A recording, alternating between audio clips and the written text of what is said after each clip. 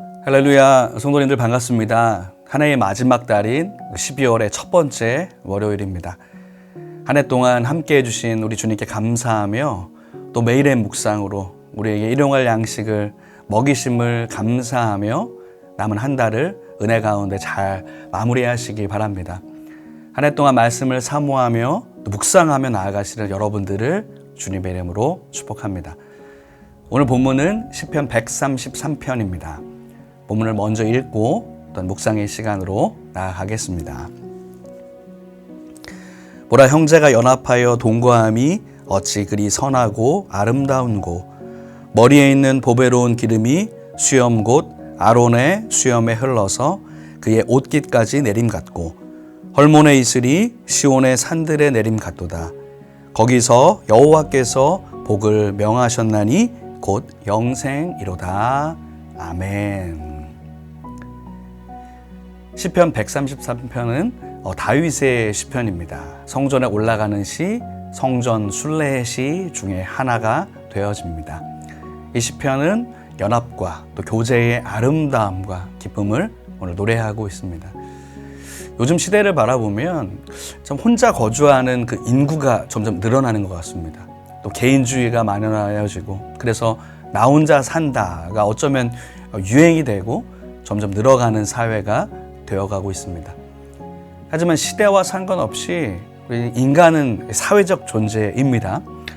혼자서만 살아갈 수 있는 사람은 아마도 아무도 없을 것입니다. 어떤 방식으로든 또 다른 사람들과 관련이 되어 있고 상호 간에 영향력을 끼치면서 살아가고 있습니다. 태초에 하나님께서 아담을 만드시고 또 이어서 하와를 만드시죠. 가정이라는 공동체를 만드시고 또 사회를 만들어 주십니다. 왜냐하면 혼자 독처하는 것이, 또 그렇게 살아가는 것이 좋지 않아 보이셨기 때문입니다. 오늘 본문을 보면 형제와 또 자매가 교제함에 대한 그 기쁨을 말씀하여 주십니다. 이 1절에서 형제라는 표현은 사실 원어적으로 보면 혈연이나 혈족, 친척을 의미하는 말이기도 합니다. 하지만 여기 본문에서는 혈연에만 국한해서 말하는 것이 아니라 하나님을 믿고 또 섬기는 또 신앙으로 연결된 공동체 안에서의 관계를 의미하고 있습니다. 그 쉬운 성경 버전을 보면 오늘 본문을 이렇게 이야기합니다.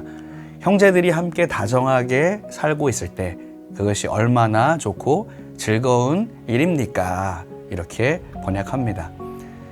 이러한 신앙의 공동체가 또 믿음의 교제가 어찌 그리 참 선하고 아름다운가 찬양하며 노래하고 있습니다. 여기서 아름답다라는 의미에 해당되는 그 원어는 나임이라는 단어가 되겠습니다.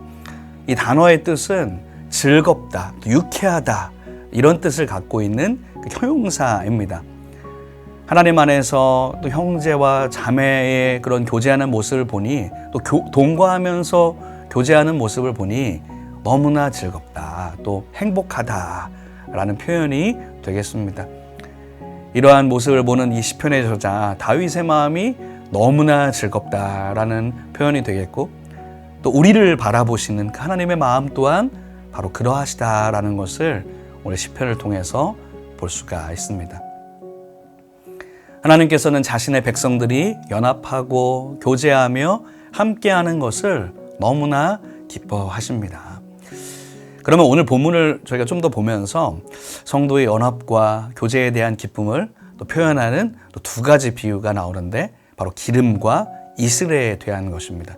그것을 좀 더 살펴보도록 하겠습니다. 연합의 기쁨에 대한 그 비유가, 첫 번째는 기름에 대해서 이야기합니다. 2절 말씀을 보면 머리에 있는 보배로운 기름이 수염 곧 아론의 수염에 흘러서 그의 옷깃까지 내림 같다, 이렇게 표현합니다. 머리에 있는 여러분 기름이 수염으로 흐르고 또 옷깃까지 흘러내린다, 이렇게 표현합니다. 구약에서 머리에 보배로운 기름 부음을 받은 사람은 세 종류의 사람이었습니다. 왕과 제사장과 선지자, 이 세 사람입니다. 본문에서 말하는 기름은 하나님의 구별된 자, 제사장을 상징하는 것 같습니다. 왜냐하면 아론의 수염이라는 표현이 나오기 때문이죠. 이 본문의 이 표현은 마치 거룩하고 구별된 대제사장의 위임식의 모습을 보여주는 것 같습니다. 제사장에게 붓는 거룩하고 또한 보배로운 기름을 여러분 머리에 부으면 어디로 흘러갈까요? 기름이 흘러넘치면 수염을 적시고 옷깃까지 흐른다는 것은 기름이 충분히 부어졌고 계속해서 부어지기 때문일 것입니다. 그러니까 하나님의 거룩한 기름, 축복과 그 은혜가 흘러내려와서 차고 넘치는 축복이 있을 것이다 라는 것을 표현하는 비유가 되어집니다. 하나님께서는 이 믿음의 성도들이 함께 교제하며 연합할 때 이렇게 한없이 흘러내리는 기름과 같은 그 축복을 주신다고 오늘 성경을 통해서 말씀하고 계십니다. 두 번째 비유는 바로 이슬입니다. 3절 말씀도 계속 볼까요? 헐몬의 이슬이 시온의 산들에 내림 같도다. 거기서 여호와께서 복을 명하셨나니 곧 영생이로다. 헐몬의 이슬이 시온의 산들에 내림 같다. 여기서 헐몬은 헤르몬이라고 하는 그 안티 레바논 산맥의 남쪽 부분을 이루는 그런 산을 의미합니다. 이스라엘과 레바논의 국경 지대에 있는 해발 거의 2,770m 정도 되는 그 요단의 근원을 이루는 그런 산이 됩니다. 이 산을 통해서 물이 흘러서 요단강으로 흐르고 사해까지 또 이스라엘의 식수를 공급하는 매우 중요한 산입니다. 이곳은 많은 양의 이슬이 내리는 것으로 유명한데, 그러니까 헐몬의 이슬이라는 말은 많은 풍부한 이슬이라는 표현입니다.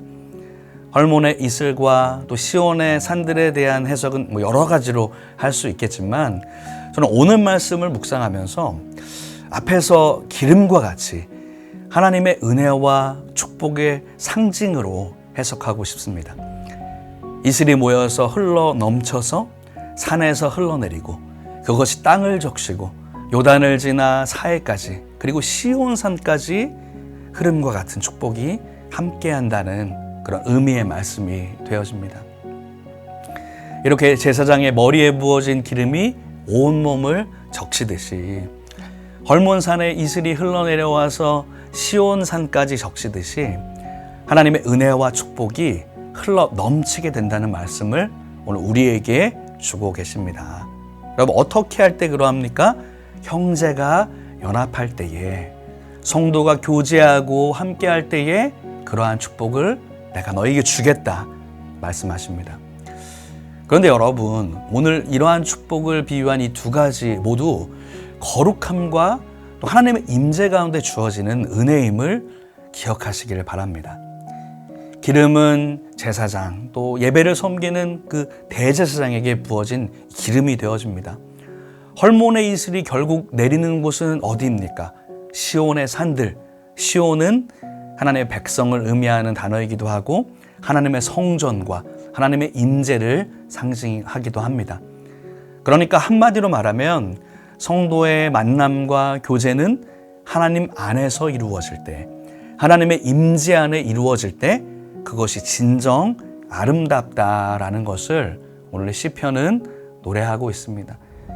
그렇기 때문에 이 3절 하반절에 여호와께서 복을 명하셨나니 곧 영생이로다 말씀합니다.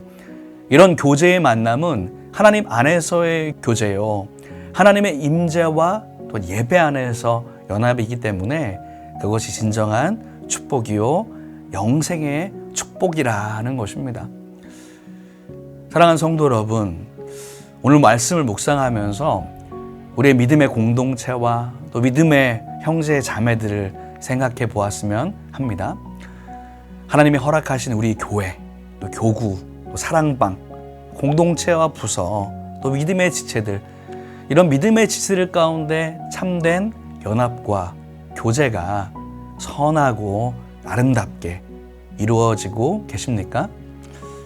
하나님 보실 때 그렇게 기뻐하시고 칭찬할 만한 모임과 나눔이 되고 있습니까, 여러분? 오늘 말씀을 묵상하면서 우리에게 허락하신 여러 관계들 가운데 믿음의 공동체를 생각하면서 기도하기를 원합니다.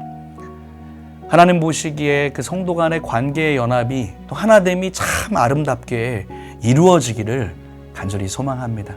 그래서 그 모습을 보시고 하나님은 우리를 축복하실 것입니다.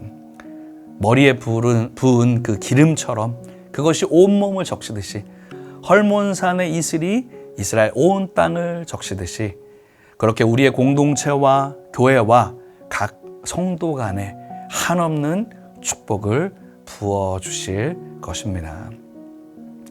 그러니까 저는 지난 이 가을에 의료선교팀의 일원으로 그 18명의 성도님들과 함께 9일간의 일정으로 의료선교를 다녀왔습니다. 오늘 본문에 나오는 이 헐몬산이 그 바로 윗지역을 제가 다녀왔습니다.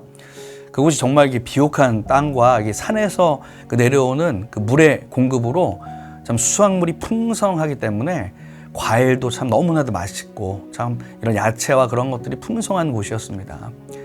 그곳에서 이 팔레스타인의 난민들 또 시리아 난민들을 또 의료 봉사하면서 그들과 함께 예배하며 참 많은 은혜를 받는 그 시간이 되었습니다. 사실 그 일정 가운데 상황이 열악하기도 했고 또 사역도 없이 또 피곤한 일정이었습니다. 매일 이게 사역이 끝나고 나면 밤에 숙소에 들어가면 이게 기절하듯 잠들었던 기억도 납니다. 하지만 그때 함께했던 이 선교팀 여러분들을 생각해 보면 참 다들 그렇게 피곤한 가운데서도 모두 기쁨으로 사역하고 웃음이 끊이지 않고 서로 격려하고 사랑이 넘쳤던 그 시간으로 기억이 됩니다. 저는 오늘 말씀을 읽고 묵상해 보면서 그때 함께했던 선교팀의 모습이 떠올랐습니다. 형제가 연합하여 동거함이 어찌 그리 선하고 아름다운고. 정말 하나 되어서 기쁨과 은혜로 연합하며 사역했던 은혜의 그 현장이었습니다. 왜 더더욱이나 그랬을까 생각해 보면 그때 함께 했던 분들이 사실 나이도 달랐습니다. 청년들도 있었고 또 연세가 많으신 어르신도 계셨습니다. 의사분들도 계셨지만 또 스텝으로 함께한 다양한 성도님들도 계셨습니다. 또 우리 교회 성도님들이 물론 주축이었지만 몇몇 분은 또 외부 교회 분들 또 외부인들도 있었습니다.